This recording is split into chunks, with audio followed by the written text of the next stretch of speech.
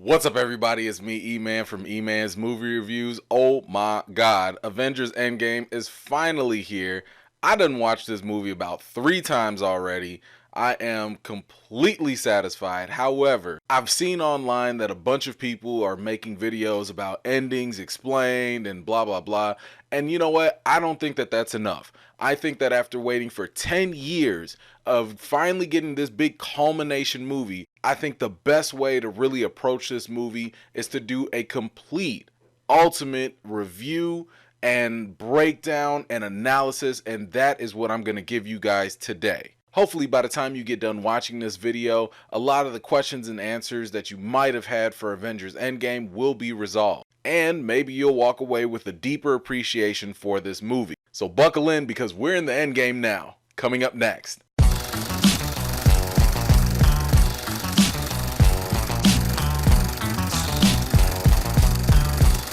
Well, as if it needed to be stated, but just in case you didn't get the memo, this video is going to include plenty of spoilers for Avengers Endgame.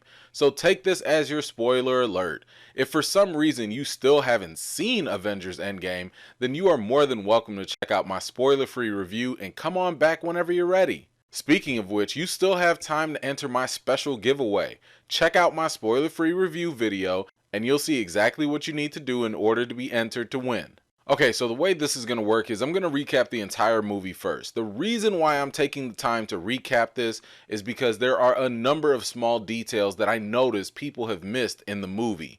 Sadly, because of those missed details, some people walk away disappointed or not appreciating the movie as much. So I'm going to go over what happened in the film, and at various points, I'll pause and I'll do some explaining to give you guys my thoughts along the way. So even if you've already seen Avengers Endgame, this recap is still probably going to give you guys a little bit more additional information that you probably missed out on. Oh, and by the way, given the nature of this movie with all the time travel and stuff, you'll probably notice that I'll be doing a lot of detailed labeling just to make sure that we're not confused. So with that said, let's begin. We open up in 2018 with Clint Barton, aka Hawkeye, teaching his daughter Violet how to shoot a bow and arrow. Hawkeye is currently under some type of house arrest since he didn't sign the Sokovia Accords during the events of Captain America: Civil War. He jokingly refers to his daughter as Hawkeye, which may be a subtle hint of the new Disney Plus streaming service that will feature Hawkeye in his very own show. FYI, Marvel Studios president Kevin Feige has already said that the streaming service Marvel TV shows will be connected to the MCU as a whole. So you can imagine that a lot of the TV shows are going to answer a lot of questions that are left open from the movies. Anyway, before you know it, Hawkeye's entire family is turned to dust due to the results of the snap by Thanos in Avengers Infinity War. We jump to the next scene where Tony Stark and Nebula are stranded in space after their battle with Thanos on the planet Titan. As they begin to run out of both food and oxygen, Tony records some loving messages to Pepper Potts on his Iron Man helmet. Right before Tony nods off, probably about to die, Captain Marvel miraculously shows up to save him. Now, if you happen to see my spoiler-free review, this is one of the scenes that I was referring to that was part of the bad editing. Ever since the post-credit scene from Captain Marvel where she just pops up and she says, "Where's Fury?" and up to the events of Avengers Endgame to this very scene, we have absolutely no information, no dialogue, no scenes, nothing explaining just how does Captain Marvel know where Tony is. Personally, I think this is incredibly lazy writing, and it's very disappointing to me because of the fact that the Russo brothers have always championed themselves in interviews to be storytellers. And if you're telling me that you have this 3-hour movie, this 3+ hour movie that, guess what? We're all going to sit here and watch every single minute of this anyway. It's not going to kill you to have at least one line of dialogue, even if it's after the fact, or just one scene, just something to let us know how the hell does Captain Marvel just miraculously show up as Jesus Christ Superstar and rescues Tony. That, to me, I just did not like it. I mean, seriously, I don't really think it would have taken that much. You mean like in this huge vastness of space, as big as the cosmos are, she just so happens to bump into Tony and that? No, stop it. I didn't like this scene, so that's my little mini rant for that. Back to the movie, Captain America is found shaving his awesome beard, while Captain Marvel brings down the spaceship with Tony and Nebula on board, and the rest of the Avengers team comes out to meet Tony. Tony is still grief-stricken with the loss of Spider-Man. The team begins to debrief the situation after the events of Infinity War. 23 days have gone by since the snap, and the world is still reeling from the loss of 50% of the world's population disappearing. As the team continues, Tony reminds everyone with a huge "I told you so" when he said that the world needed a suit of armor around it to protect it. He really takes it to Captain America by driving home the point that they lost. Plus, Tony also mentions how he has no trust in Captain America and even goes so far as to call him a liar. Now, if you recall, Tony is referring back to the events of Civil War, where Captain America probably had one of his lowest moments as the moral compass of the MCU. Cap withheld the devastating secret about the death of Tony Stark's parents being killed by Bucky, aka the Winter Soldier. By withholding that secret and essentially lying to Tony by withholding the truth, Captain America essentially was the main reason why the Avengers broke up, which of course led to the Avengers losing against Thanos in the Avengers Infinity War film. After Tony passes out from exhaustion, Captain Marvel states that she's just going to go out and kill Thanos. The team tells her that they want in on that, and Nebula says that she knows exactly where Thanos is located. He's in the garden. Rocket informs the team that there have been 2 similar power surges that have occurred within 2 days of each other. By identifying the power surge locations, the team now knows where Thanos is located. Now, you see how easy it was for Rocket to sit here and locate Thanos, and it was just a quick line of dialogue, but nah, you just want to have Captain Marvel just pop up out of nowhere. Okay, sorry, never mind. I said I was done with the rant. I'm done. The team sets out in space to go get Thanos. Meanwhile, Thanos is chilling on his planet, collecting fruit and trying to live his best life, until the Avengers rudely interrupt his breakfast without even knocking.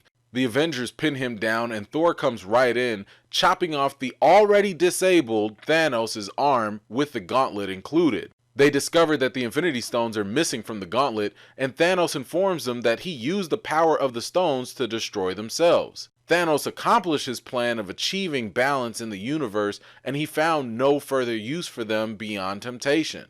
By using the stones a second time in that fashion, that explains why his entire appearance looks even worse than before. When Nebula attests to Thanos being a truth teller and not lying, Thanos has a tender, heartfelt moment where he realizes that his past abusive behavior towards his daughter Nebula might have been an error.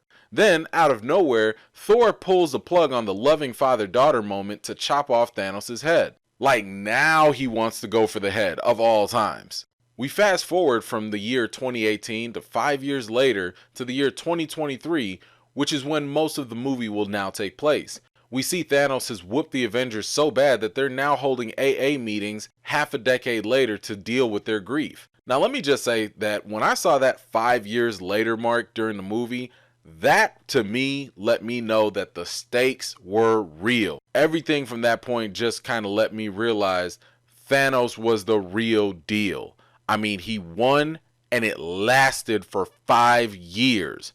I don't know any other type of villain that can have that devastation and that level of impact for that long. Wow. Just wow. We then jump to San Francisco, where a pre-Master Splinter looking rat steps on the power button to activate the quantum tunnel in Scott Lang's van, thus bringing Scott back into the present day. If you recall from the last Ant-Man and the Wasp movie, Scott was stuck in the quantum realm and he was collecting quantum energy for their new friend Ghost. However, due to the snap, Hope, Hank, and Janet Van Dyne were unable to bring Scott back because they were all dusted away. Now, similar to that boo-boo writing of Captain Marvel's rescue scene, I thought this was also an incredibly too convenient and very lazy way to just bring Scott back. Maybe the writers were trying to subvert all the fan theories out there or whatever, but at the end of the day, this was just not good storytelling. It was just incredibly way too convenient. I mean, you could have at least done something like had the security guard looking into the van, being where he's not supposed to be, pushing buttons he's not supposed to, and then, okay, fine, he, accidentally triggers it or whatever. That would have been a lot better than just, you just happen to have a rat just step on a button. Come on, guys. You guys are better than that. This movie's better than that. So Once again, that's another low point of bad writing, in my opinion.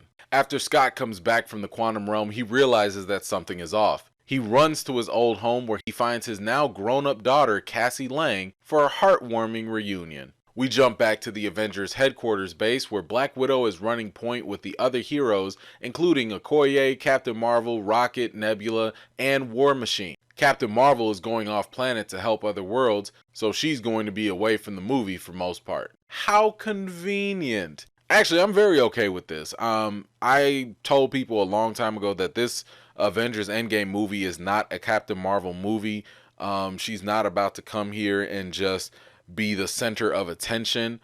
She will obviously play a role, an important role in the movie, but she's not going to just come in and like save the entire day. That's not the purpose. So I'm actually very okay with the fact that they sent her away on an important mission. I do have another gripe with her, but I'll get to that much later in this video. Rhodey informs Black Widow that Barton has been leaving dead bodies all over the place, and he's been going rogue for a while now. Widow is clearly shaken up by the news about Clint Barton. She starts talking with Captain America and explains how much the Avengers team means to her. The front doorbell rings and it's Scott Lang. He explains about his time in the quantum realm and how the rules of science in the quantum realm are very different than the normal world. So he proposed the idea to use the quantum realm to help navigate time by jumping into the realm at one point and exiting out at another point, thus allowing the team to go back to a time before Thanos did the big snap. We now go to the secluded area where Tony Stark and Pepper have now settled down with their new young daughter Morgan. The team comes to Tony's home and pitches the time travel idea to him. He tells them that it's nearly impossible to do, and the team leaves in search for someone else's help. The Avengers go and find Bruce Banner, who is now essentially Professor Hulk. Turns out that Banner went into a gamma lab for 18 months and did whatever experiments it took to find a common balance with him and the Hulk. Now he's got the brains of Banner and the body of Hulk, although he's not as big and strong as he used to be. Alright, now let me just mention this real quick. And I'm going to make this a separate video, but I really think that Marvel has let down the Hulk. I think they dropped the ball with the Hulk. Matter of fact, I'm not even going to refer to him as the Hulk in this video at all, because the Hulk did not show up. We really just got Bruce Banner in a much more hulkier way, and that's really all this is. Personally, I think that's more of like just a Hollywood agenda. Whenever you have an actor, and even if you really like the actor, or if the actor is very lovable, you can't put the actor behind a mask. You can't, change their image. You really have to showcase them. And I think that's exactly what we got with this Banner, not Hulk, because it's just Mark Ruffalo. And I got nothing against Mark Ruffalo. I think Mark Ruffalo is a fun, great actor. I just don't like the fact that now I'm seeing Mark Ruffalo just be green with muscles rather than seeing the Hulk. I just don't like this compromise. I don't think the compromise works here. So in my opinion, I think the Hulk just does not ever show up, and he's been MIA ever since Infinity War. Going back to Tony Stark's residence, we see Tony running some simulations about time travel. Of course, he does figure it out and how to make it work. We go back to the Avengers headquarters where Ant-Man, Cap, Widow, and Banner are running tests on time travel. Thankfully, Tony Stark pulls up to the headquarters with some brand new technology that can help the team build the time machine and travel through the quantum realm.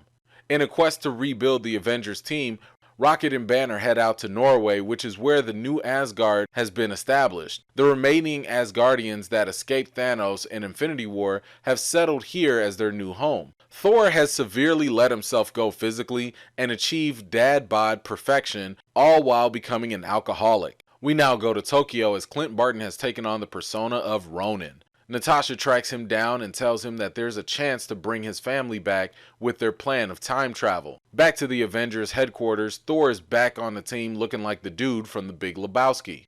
The team is about to test out the time travel experiment again, and Scott reminds everyone that a crucial element lies in the very scarce element, Pym particles. With Hank Pym gone, they can't really make any more of these particles, and they only have enough vials of Pym particles to make one round trip into a point of time and return back to the present.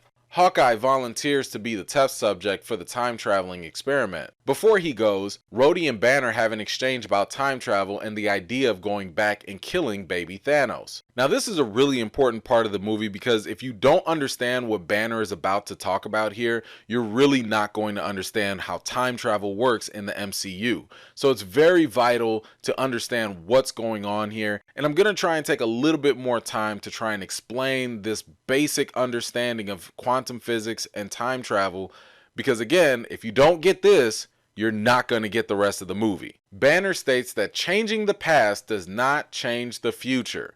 I'm going to say that again. Changing the past does not change the future. While the team tries to bring up some pseudoscience logic, Banner corrects them by saying that if you were to travel into the past has now become your future, and your former present now becomes the past. So let's try a quick example because I know that this is the point where a lot of people get confused. Let's imagine that you are 30 years old in the year 2019 right now, and you go back into the past 10 years ago to meet your 20-year-old self. The 30-year-old version of you is now in the year 2009, and the year 2009 is now both the present and your next ongoing future. Even if you were to kill your 20-year-old self for whatever reason, you, the 30-year-old, would still exist because you're still living in a new future that just so happens to be in the year 2009. Okay, back to the movie. Hawkeye successfully goes back in time to when his family was still alive. He brought back with him a baseball mitt from the past, proving that the mission could be completed. The team begins to plan to do a time heist.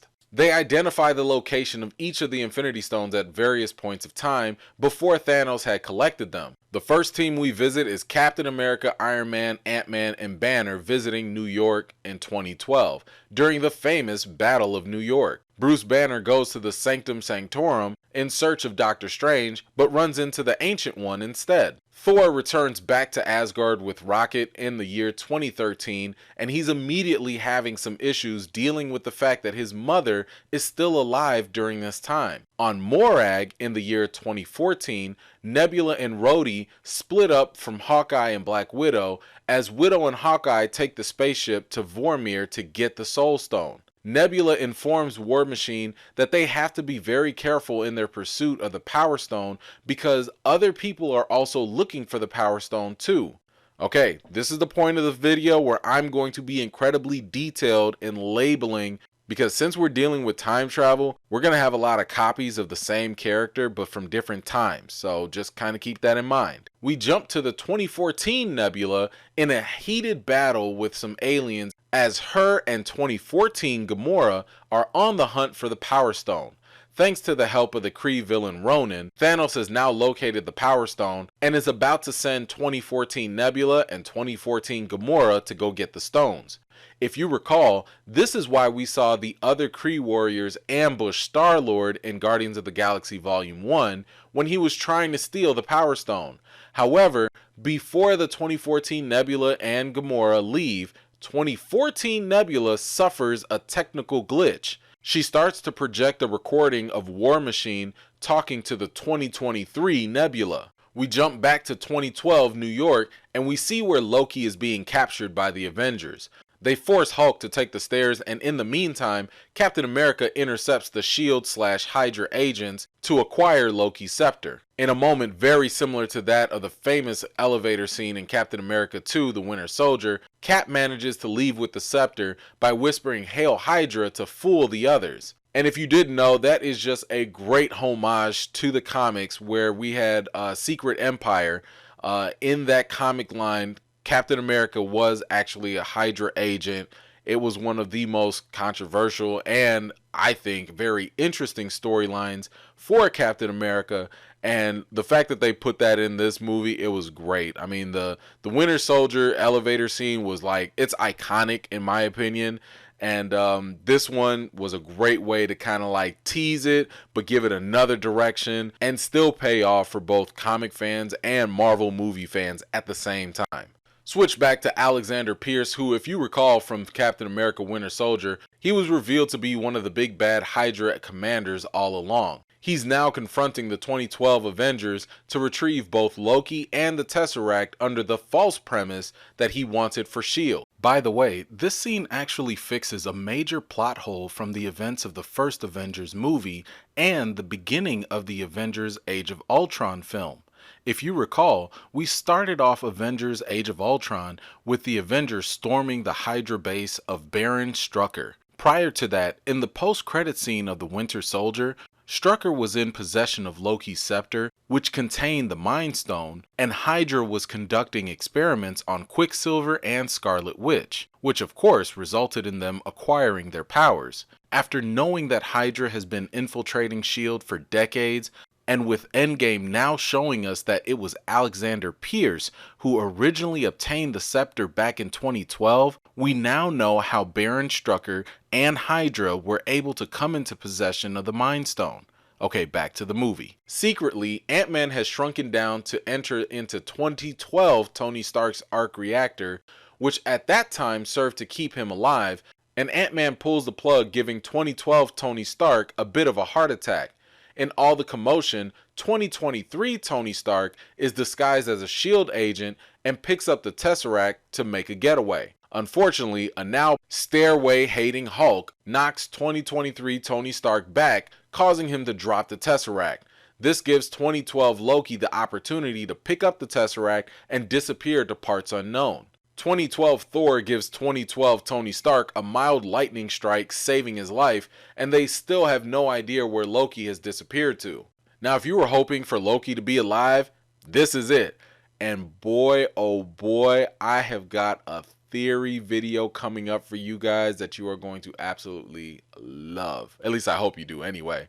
I am going to talk about Loki. I'm not even going to give any details. It's going to be so good. It's going to be so good. It's going to be so good. I think you guys will like it. Okay, back to the movie. We check back in with 2023 Captain America, who now is confronted with his 2012 past self. 2012 Captain America believes that he's fighting Loki in disguise, and the two get into it. In a moment of hesitation, 2023 Captain America surprises 2012 Cap with the information that Bucky is still alive. 2023 Cap then incapacitates the 2012 Cap with Loki's scepter. We now go back to Banner chatting with the Ancient One. Now, this again is the point of the movie where it gets really important for you to understand what they're talking about and having an understanding of how time travel works in the MCU. These are the MCU rules for time travel, not Back to the Future, not Terminator, not any of those other ones. So you have to disregard whatever you think you know about time travel and listen to the rules that they're establishing here. The Ancient One says that the Infinity Stones create what we experience as the flow of time. So the stones are directly responsible for time itself. I want us to think about the flow of time the same way we would think about the flow of water in a river. She continues to say that if the time stone is removed, or any other stones for that matter, then other streams of time or an alternate reality is then created. She then tells Banner that while the stone or stones may benefit their split or new branch of reality, her branch of reality would be doomed, meaning that you would have two parallel realities that have been split apart, but one would simply be in more danger. Now, here's the key point they establish. Banner comes back to say that if they return the stones back to the chronological point in time where and when they were removed, then the flow of time will be set back properly, basically course correcting time to still play out normally the way it should, as if nothing had really happened. Now, if you notice, the flow of time was continuous. It was almost fixed until a distortion happened, such as removing the stones from the main flow. However, when the stones are placed back, notice that the flow of time stops being split up in various realities or timelines and goes back to being fixed and flowing naturally. That alternate timeline that was branched off has now disappeared completely. What that means is that even if some of the events of the past were altered, there is still a chance that if everything is returned back to the way it was, the history of the MCU will continue to remain the same. I know many of you were concerned about what happens to Thor: The Dark World and other movies, but I'll simply say for now that Marvel has visually shown us with the Ancient One scene that there is a way to maintain the past events even if we, the audience, witness some new changes. It's a bit of a cop-out because Marvel will have the convenient excuse of simply saying that things had always happened a certain way, except they just so happened to reveal it to us. Matter of fact, this is really no different than what they did with Captain Marvel. They just kind of went back, retconned her, she's part of history. We were just made privy to it with her movie. And again, even if you were to think that there might be some plot holes with this timeline stuff, I'm more than positive that the streaming service TV shows for Disney are going to be serving that exact purpose to go and fill in those things. So they are kind of intentionally left that way, not so that they don't make sense in the movie, but to give Disney an opportunity to go back and give us more TV shows and fillers. Okay, enough of that, back to the movie. Banner says that Doctor Strange was the one who gave up the Time Stone to Thanos, and at that point it dawned on the Ancient One that Strange must have had a very good reason in doing so. So she gives Banner the Time Stone. Now, in the year 2014, we jump to outer space and visit the 2014 version of Thanos. The Ebony Maw runs a diagnostic on 2014 Nebula's mind, and they realize that her digital memories have been entangled with the other Nebula from 2023. If you recall from Ant-Man and the Wasp, we were introduced to the concept of quantum entanglement. This phenomenon happens in the quantum realm that can link two minds together or entangle them up in a certain way. You can think of it as a form of crosstalk. So because 2023 Nebula was jumping around in the quantum realm, she messed around and got quantum entangled with her 2014 self in a similar way that Scott Lang got quantum entangled with Janet Van Dyne in Ant-Man and the Wasp. So the Ebony Maw ran the diagnostics, discovering the timestamp on the future Nebula, and they continued to play and download all of 2023 Nebula's memories. Thanos now has access to all of her memories. That means he knows their plans, he knows about the time machine, and he even knows that in an alternate universe, he eventually did the big snap and gets his head chopped off. Now, I actually love this moment in the movie because once again, we're adding even more complexity and layers to the character of Thanos. I think that by giving this 2014 version of Thanos this new information, it only helps his character develop and gain deeper motivations throughout the film. I mean, he's going to become even more focused and even more driven now than ever. Just imagine if you were to have like a dream of yours be shown to you in some sort of future vision as being confirmed. Wouldn't you go 10 times harder to make that dream come true, knowing that in the future it will come together? This part right here, I absolutely loved about the movie. I thought it was good, solid writing. Okay, so we jump back to 2013 Asgard during the events of Thor: The Dark World, where Thor is back talking to his mother Frigga, and she completely recognizes that this is Thor from the future.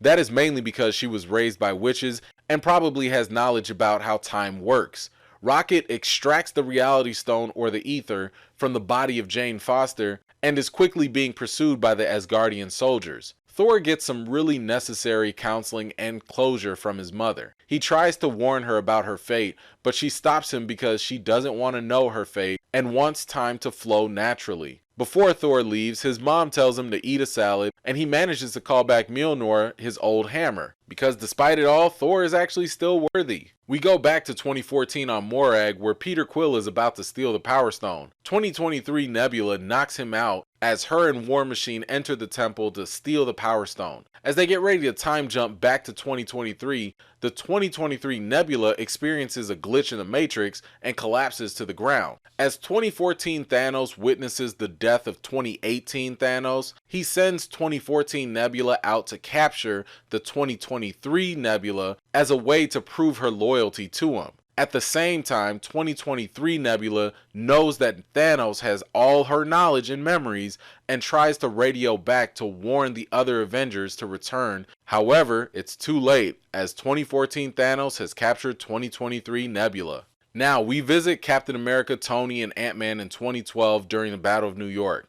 After losing the Tesseract in 2012 and not having enough Pym particles to make another time travel trip, Cap and Stark decide to go back to New Jersey 1970 in order to visit a point in time even earlier in the past where both Hank Pym and Howard Stark are located together. The hope here is that Howard Stark had possession of the Tesseract and Hank Pym would have more Pym particles that the Avengers could use to make additional trips back to the future. Because at this very point, they only have enough to make one trip to get to 1970, so a lot is riding on them to find those Pym particles. As Tony and Cap visit the army compound in 1970, Tony acquires the Tesseract and bumps into his father, Howard Stark. Now, I actually really like this scene because if you recall from Captain America Civil War, during that young Tony hologram scene, Tony expressed how much trauma and regret he felt due to how he ended things with his parents. He didn't get a chance to say goodbye or that he loved them right before they were unfortunately assassinated. I thought that this was a great piece of writing for the film in terms of helping Tony fulfill his character's personal arc. He got the closure that was, in my opinion, a crucial part of his character. Remember that the loss of Tony's parents, combined with the regret of leaving things unresolved with them, fueled Tony's anger, which was part of the reason why he had that huge rift with Captain America. So this moment of resolution was a great way to bring some level of peace to Tony. Anyway, as Captain America is stealing the Pym particles, his cover is almost blown, so he ducks and hides into an office that just so happens to be Peggy Carter's. After getting a glimpse of her and being so close to the love of his life, Cap starts getting back all the way in his feelings again for her. Tony says goodbye and thank you to his father and goes back to the future to 2023 with Captain America. Now we travel back to 2014 as 2014 Nebula is torturing 2023 Nebula. 2014 Nebula steals 2023 Nebula's time travel device and reports back to Thanos. 2014 Nebula steals the faceplate from 2023 Nebula so she can go undercover and switch identities. Staying in 2014, we visit Hawkeye and Black Widow as they head to Vormir to collect the Soul Stone before Thanos sacrifices Gamora in 2018. The two meet Red Skull, who reveals information about their parents and what must be done to get the Soul Stone. Red Skull lets them know that an everlasting exchange must be done in order to acquire the Soul Stone. A soul for a soul.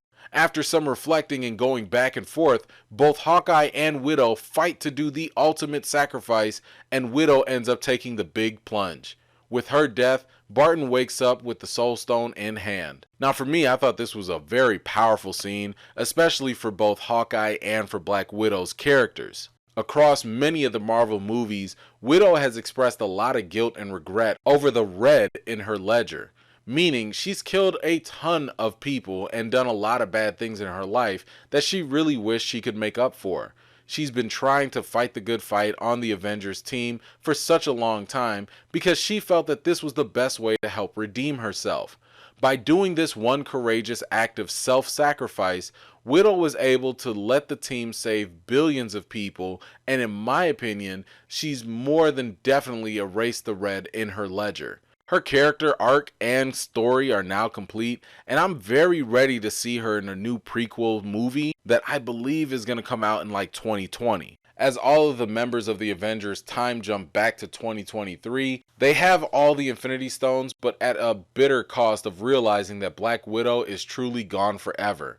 So Tony and Banner get to work and create their own version of the Infinity Gauntlet. Thor tries to volunteer to do the snap to bring everyone back. Banner, however, lets it be known that the only true person best suited to do the snap and survive would be him, because most of the radiation that emits from the stones just so happens to be gamma radiation. Now, if you recall, that's not something new. We saw this set up very early in the first Avengers movie. S.H.I.E.L.D. has been studying the Tesseract for years and realized that it did have trace amounts of gamma radiation. This was the primary reason why S.H.I.E.L.D. sent Black Widow to recruit Bruce Banner to help them assist in tracking down the Tesseract that Loki stole. Now, right before Banner puts on the gauntlet, 2014 Nebula has infiltrated the Avengers compound by traveling to the future to 2023, pretending to be the future Nebula. While she's there, she hacks into the quantum time traveling machine in order to bring 2014 Thanos forward into 2023. Banner puts on the gauntlet and snaps his fingers to bring everyone back that was snapped away in 2018. Key thing to remember here is that Tony Stark reminds Banner to bring everyone back the way that they were at the moment of the snap. So Banner does the snap and returns everyone that was previously snapped away back to life. At the very same time, Thanos, who is now transported into 2023, blows up the Avengers compound. Thanos begins to release his minions, and Clint finds himself under the headquarters running away from some alien creatures to protect the Infinity Gauntlet. On Thanos' warship, 2014 Gamora reconciles with future Nebula, so they join forces. As Thanos sits and patiently waits, Thor, Tony, and Cap confront him. At this point, Thanos lays out his plan and motivation. His new plan is to destroy all of life rather than just half of it in order to recreate a universe that's thankful and appreciative and doesn't know any pain or suffering, but more importantly, this new population of life would never remember the past, because if they did remember what once was, they would mount up rebellions and fight back against him, just like our current Avengers are doing now. Now, by giving Thanos this new drive and motivation and new plan, I absolutely loved it for the development of his character, because this brought him just a little bit closer to being that mad titan that we know from in the comics. And yet again, I love that these pushes in his character make him just even more iconic as one of the best villains in cinematic history. As Hawkeye manages to escape the alien creatures and protect the gauntlet, he runs into Nebula, who takes the gauntlet away from him. However, we find out that it's actually past Nebula trying to fool him again. Thankfully, 2014 Gamora and 2023 Nebula shoot down 2014 Nebula. Now, if you're wondering how could 2023 Nebula still be alive if she shot her past self, don't worry, I'll have an answer for that later. Back to the battlefield, Tony, Thor, and Cap are throwing everything at Thanos. As Thanos knocks out Tony and he's about to drive Stormbreaker into Thor's chest, we see Thor's hammer begin to move and strike Thanos. Yes, probably one of the best highlights in the entire movie is seeing Captain America finally wielding Thor's hammer. I don't know about you, but when Cap lifted that hammer, I got goosebumps. After Cap uses the power of Thor and the hammer, he gives Thanos a good run for his money by whooping his tail. Unfortunately, even Cap is overwhelmed and Thanos starts thrashing away at Cap to the point of even breaking his vibranium shield. At this point, Thanos has found a way to teleport his entire army from 2014 through the quantum tunnel. With Cap being the last man standing, he faces impossible odds against the entire army of Thanos. That is, until we hear the voice of Sam Wilson on his radio telling him, "On your left." Then we see Doctor Strange's portals opening up, bringing back the Black Panther and all the Wakandans, Falcon, the Guardians of the Galaxy, and a whole host of heroes that were snapped away back from Infinity War. Oh my god, this probably is one of the best moments in the entire movie. I mean, when Cap finally says Avengers Assemble, that talk about dedicated fan service. I screamed during this scene. I was like, get him, get him! Like, this is hands down one of my favorite movie scenes ever. Now, I must say, this is probably one of the greatest battles I've ever seen on screen, and that includes anything from Star Wars or even Lord of the Rings. I think the biggest factor is the fact that many of the characters involved are characters that we've known over the years and have grown emotional attachments to. They're not just a race of people here or there. Each one of them has some level of significance to us, the audience, in some way, and that's what makes this very specific battle, in my opinion, leaps and bounds over any others in movies. Now, throughout the battle, we have had some epic moments, and interestingly enough, we still had time for some touching reunions along the way. Tony gets to reunite with Spider-Man, and I gotta say, that was equally as heartfelt and moving as when we saw him lose Spider-Man in Infinity War.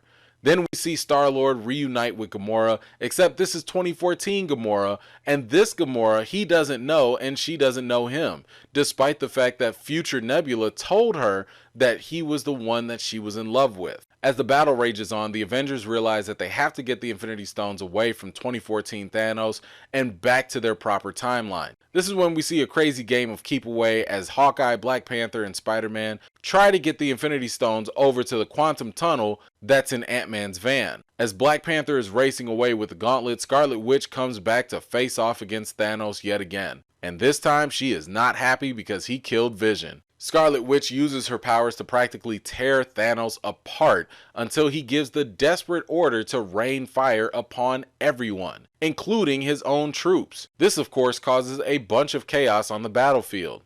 While they're managing that chaos, Tony asks Doctor Strange what the plan is, since he did foresee the final outcome of them winning in all of his 14,605 visions of the future.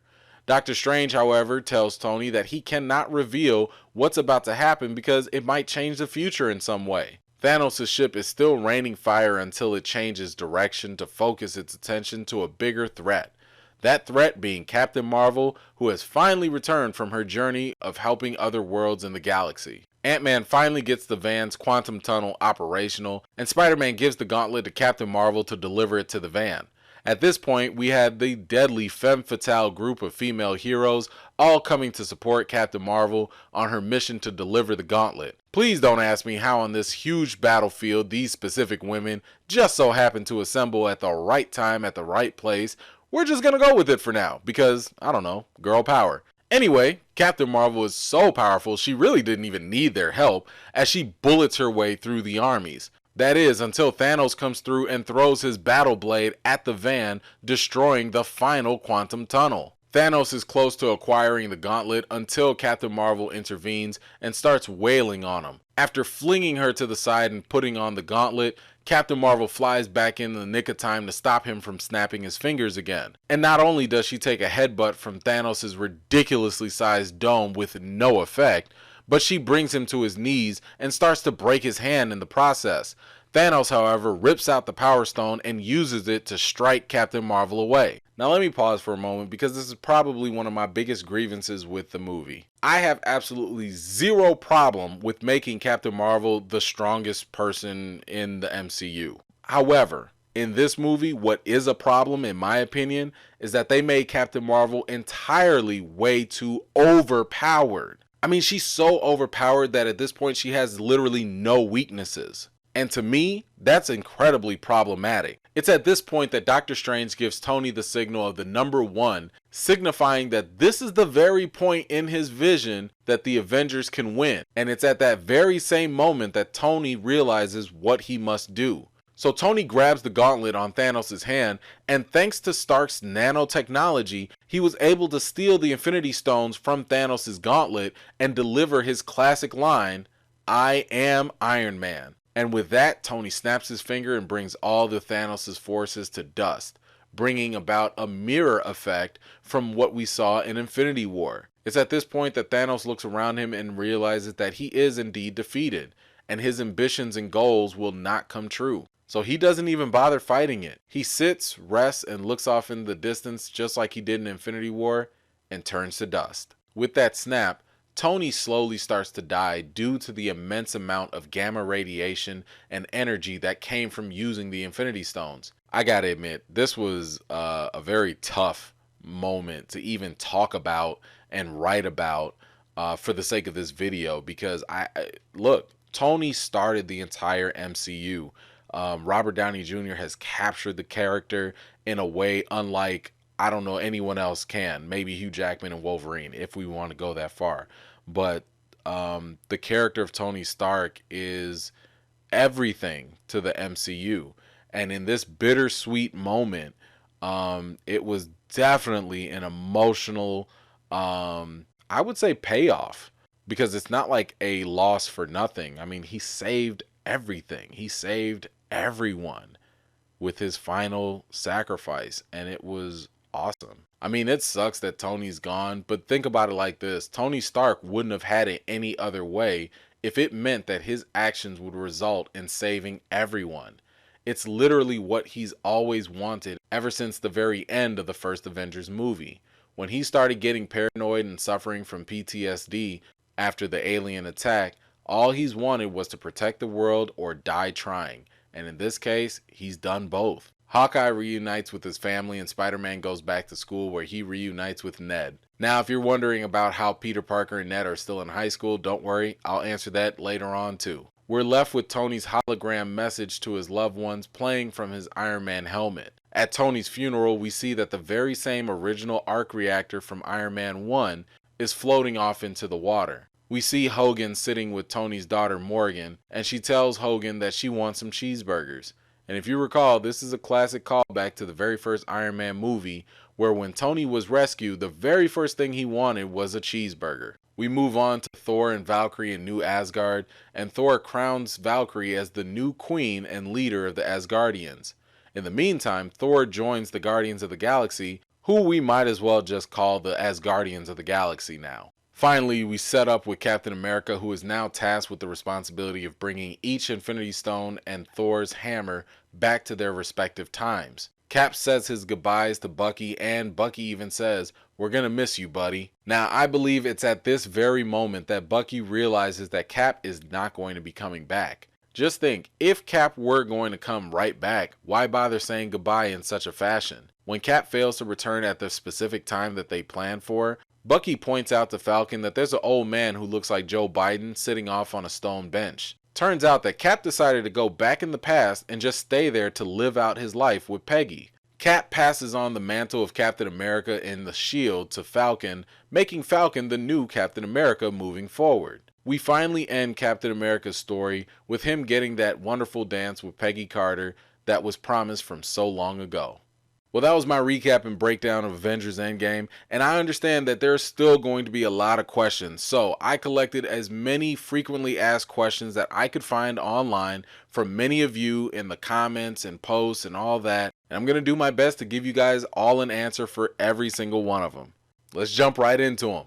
What year did Captain America go back into time, and what happened to him? Well, we don't know for sure, but it was certainly before the 1970s. We can kinda tell that because of the make and model of the car that was being driven outside of the home of Captain America. It definitely looked like they were in the 1940s or maybe even the 1950s. Now, this does also create a very interesting situation as to what happens with Peggy and her other husband. Recall that after Peggy thought that Steve Rogers had died in the ice, she did remarry and have other children. Recently in an interview, the Russo brothers said, if Cap were to go back into the past and live there, he would create a branched reality. The question then becomes, how is he back in this reality to give the shield away? So if we were to go with that, then supposedly Captain America went back in time and lived his life in an alternate timeline, but found a way to rejoin our current timeline. And as for how he was able to obtain another shield for Falcon, well, I think that's something they will intentionally leave open for maybe a future movie to explain. Of course, I'll entertain it in another theory that I'll make, probably in a future video. In the meantime,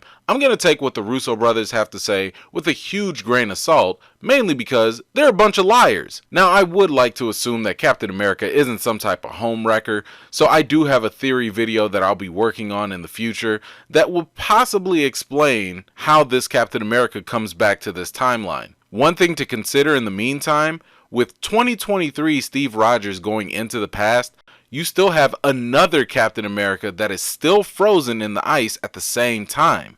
How is it that Captain America turned old? Well, the super serum probably just ran its course. It doesn't make you immortal, nor does it give you like a ridiculous healing factor like Wolverine. It just helps a human being be at their peak performance. So since Captain America is over 100 years old at this point, he's probably as tough or healthy as a 100-plus-year-old person could possibly be. How did Cap return the Soul Stone? Honestly, I don't think it was all that complicated. My guess is that he literally went up the mountain, probably saw Red Skull, and just gave it back to him. Now, I do admit, I would have loved to see that encounter, given the fact that Red Skull is Captain America's like mortal enemy. But I think that this new Red Skull, who is now a slave to the Infinity Stones, would be to the point that where Captain America might just feel sorry for him. Besides, in this form, what's Cap gonna do? Punch him? He's practically a ghost or a trapped soul doomed to protect the Soul Stone forever. Why is Gamora? I'm just kidding. The real question is, where is Gamora now? Apparently, after the huge battle with Thanos, 2014 Gamora has disappeared. We don't know where she's at, but we can probably assume that Guardians of the Galaxy Volume 3 will include a search for her whereabouts. Why did 2014 Gamora quickly choose to betray 2014 Thanos? Well, to answer that, you would have to go back and look at what Gamora said at Vormir right before she was sacrificed. She said that for a long time she dreamed of a day when Thanos would get what he deserved. So deep down, whether it's little Gamora, 2014 Gamora, or even 2018 Gamora, she's always wanted to get some level of revenge against Thanos for, killing her homeworld and all that, even if she might still have some emotional attachment to him. How is 2023 Nebula alive even though she shot 2014 Nebula? Okay, this is the tricky part of time travel that we do have to untangle. First, we have to completely throw away whatever Back to the Future and all these other movies have taught you. I mean, Endgame did have that whole scene with Banner and War Machine debunking that. Now, the moment anyone from any time period jumps either forward in time or even travels back to the past, they cannot, and I repeat, they cannot change the past. Why? Because the past is already written. It's done. Banner said that according to quantum physics, changing the past does not change the future. That's why the Avengers just couldn't go back and kill baby Thanos. If they did, they would have just created a new timeline with no Thanos, but their other timeline would still remain the same. Now, in the case of the two Nebulas, 2014 Nebula left her current present and came into the future year of 2023. We also have a 2023 version of Nebula as well. That means you have two Nebulas that are no longer tied to one another within the same timeline. The moment 2014 Nebula jumped into the future, she now created a new future for herself that just so happened to be in the year 2023. With 2023 Nebula killing the 2014 alternate version Nebula, there is no direct time link that would cause 2023 Nebula to die the moment she killed the 2014 Nebula. Where's Vision? He's still dead. However, there's a strong possibility that with Shuri now back and we still have Bruce Banner, that they'll be able to rebuild Vision in a way that will allow him to function without the powers of the Mind Stone. I'm not sure how much that may limit him in terms of his powers, but he should be able to return in some fashion, especially since the Disney Plus streaming service is mentioned to have a Scarlet Witch and Vision TV show.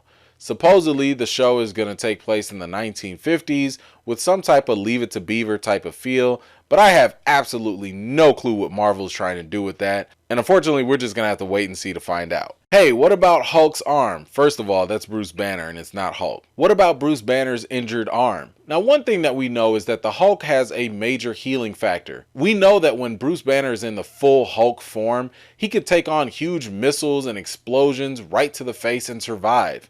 Another thing we know is that as Professor Hulk, there's a bit of compromise taken where Banner isn't as strong and powerful as his hulked out version. So there's at least room to believe that he can still heal, except it's just going to take a lot longer for him to recover compared to, if he was all the way hulked out. What was up with Captain Marvel giving that certain look to Rhodey? Does that mean War Machine will be in Captain Marvel too? Maybe. During the mission briefing, Captain Marvel turned to Rhodey and told him good luck. There was a bit of a look there as if it were to mean a little bit more than just a standard goodbye. I think that's just another nod for the future where Rhodey and Carol actually hook up and have some type of romance. This was in the comics, so maybe we see that romance play out in future movies in some way. Was there something more to that earthquake under the sea by Africa? Now, this may sound like a throwaway line, however, there's some reason to believe that this could be yet another subtle hint or Easter egg to the appearance of Namor. If you recall from Iron Man 2, right near Africa in the Atlantic Ocean, there was a hotspot identified by S.H.I.E.L.D., which could be the location of Atlantis. Marvel Studios president Kevin Feige did mention that Namor could be coming to the MCU very, very soon, so maybe this was just a little bit more confirmation. Why couldn't the Avengers bring back Black Widow? Well, it's the same reason why they couldn't bring back Gamora from 2018 who was sacrificed. In order to get the Soul Stone, it's an everlasting exchange. Think of it like a gumball machine. You put your quarter in, but there's no way to get your quarter back after you get your candy. So the Soul Stone works in a very similar way. There is no coming back for 2018 Gamora or 2023 Black Widow. Plus, if you're a woman and you're planning on going to Vormir, just don't. You might want to just change your travel plans. Who was that tall teenager at Tony Stark's funeral? Well, that was the same kid and actor from the Iron Man 3 movie. The kid who helped Tony get back on his feet and even repair his armor. Later, at the end of Iron Man 3, Tony gifted that kid with a science lab so he could continue doing what he loved. So maybe it's a tease at the potentially new Iron Man. Personally, I don't want to see anyone trying to fill Iron Man's shoes anytime soon, because I still need time to process the impact of the great loss. Is this the last that we'll see of Thanos? Maybe. No one ever really dies in comics or even in comic book movies, but I do think that the MCU wants to keep things real. I think for the most part, the MCU has more than enough to use in order not to bring Thanos back. Not to mention, you kind of want to preserve the legacy that this Thanos has created. And, you know, if you bring a new one back into the picture, it might end up just cheapening all the dastardly villainous stuff that Thanos has already done. So I would strongly believe at this point that Thanos is done. And even if he were to come back, it wouldn't be for a very, very long time. How was 2014 Thanos able to transport his whole army into the future? Well, presumably he was able to do this thanks to the help of 2014 Nebula hacking into 2023 Nebula's memories. Keep in mind, 2023 Nebula had a lot of knowledge of how time travel works because she was present while they were building the quantum tunnel. Not to mention the fact that 2014 Nebula also handed over the stolen Pym particles that she confiscated from 2023 Nebula. It's not a hard stretch to believe that these technologically advanced aliens simply reverse engineered the Pym particles, which of course aided their efforts of bringing Thanos' entire army into the future. How was Thanos able to wield Stormbreaker? Well, keep in mind that Stormbreaker does not have any spells or enchantments the same way that Thor's old hammer did. However, Thor did say that Stormbreaker is a king's weapon, so you need to be very powerful in order to wield it. So far, we've only seen that Thor, Captain America, and even Thanos are powerful enough to carry Stormbreaker. Wait a minute.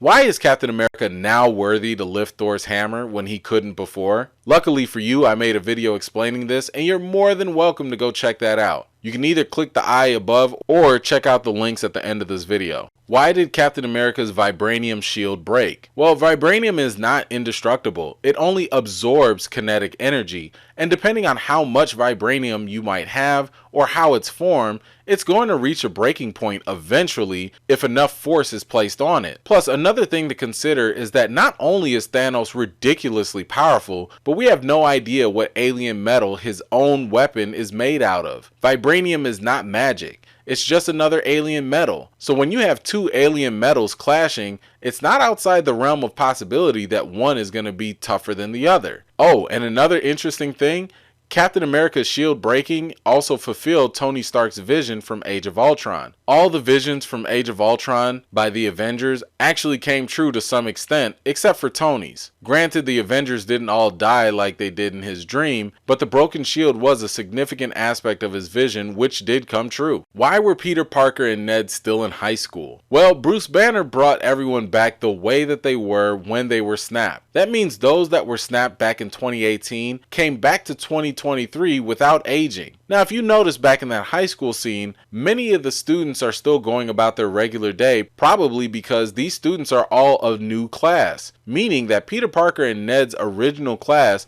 may have already now grown up since the past 5 years if they were never snapped away during Infinity War. What we don't know right now is which one of Peter Parker's classmates were not affected by the snap. So far, I think it's safe to say that along with Peter Parker, MJ and Ned were included in the snap, since in the trailer they all appear to still be the same age. I certainly hope that Far From Home acknowledges the fact that we now live in a world where all the people that were snapped away have now returned, and that they're 5 years younger than they should be. With Spider-Man Far From Home coming up soon, and since it was stated that it takes place minutes after the events of Endgame, I suspect we'll get more insight on this. Well, those were most of the questions that I saw a lot of people having for Avengers Endgame. But you all let me know, what other questions did you have about Avengers Endgame? Hopefully this video answers some of the questions that you might have had, or some questions that you didn't even know that you had. I certainly appreciate you all taking the time to be here and to check out this video. Anyway, if you're not already, please be sure to subscribe to my channel and become a member of the E-Team. If you think this video will be helpful for someone else, please consider sharing it with your friends. I've got more videos and reviews to do for you all, and until next time, I'll see you all later.